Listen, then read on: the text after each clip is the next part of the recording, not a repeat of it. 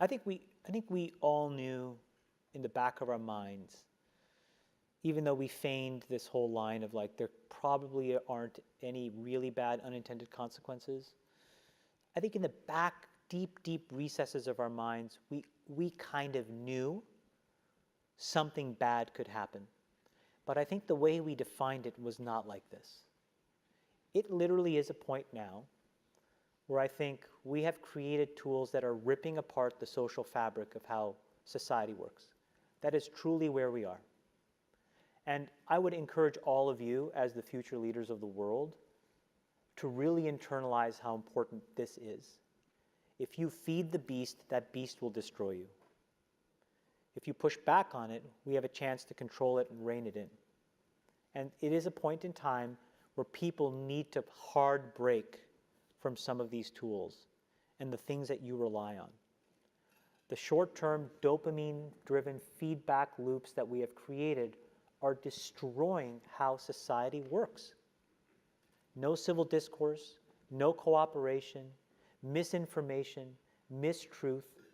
And it's not an American problem. This is not about Russian ads. This is a global problem. So we're in a really bad state of affairs right now, in my opinion. It is eroding the core foundations of how people behave by and between each other. And I don't have a good solution. You know, my solution is I just don't use these tools anymore. I haven't for years. It's created huge tension with my friends, huge tensions in my social circles. If you look at, like, you know, my Facebook feed, I've posted maybe 2 times in 7 years, 3 times, 5 times. Like, just, it's less than 10.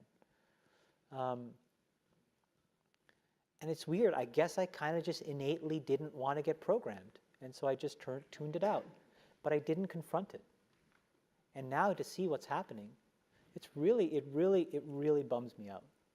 Like, think about, like, there were these examples where there was a hoax in WhatsApp where in some, like, village in India, people were, like, afraid that their kids were going to get kidnapped, etc. And then there were these lynchings that happened as a result, where people were like vigilante running around. They think they found the person, and they, I mean, seriously? Like, that's what we're dealing with. You know, imagine, like, when you take that to the extreme, where, you know, bad actors can now manipulate large swaths of people to do anything you want. It's a really, really bad state of affairs.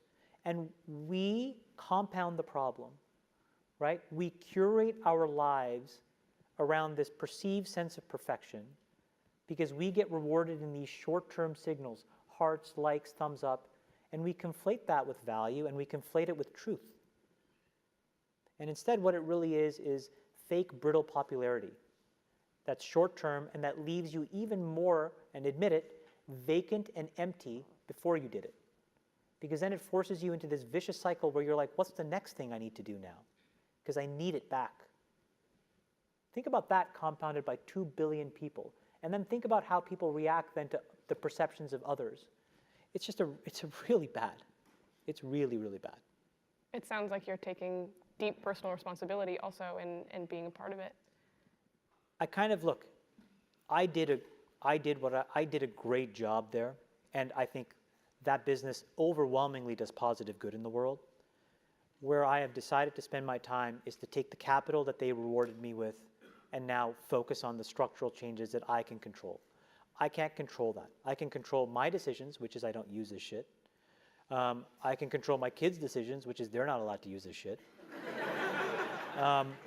And then I can go focus on diabetes and education and climate change. And that's what I can do.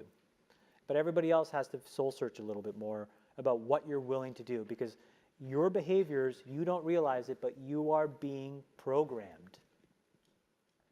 It was unintentional, but now you got to decide how much you're willing to give up, how much of your intellectual independence. And don't think, oh yeah, not me, I'm fucking genius, I'm at Stanford.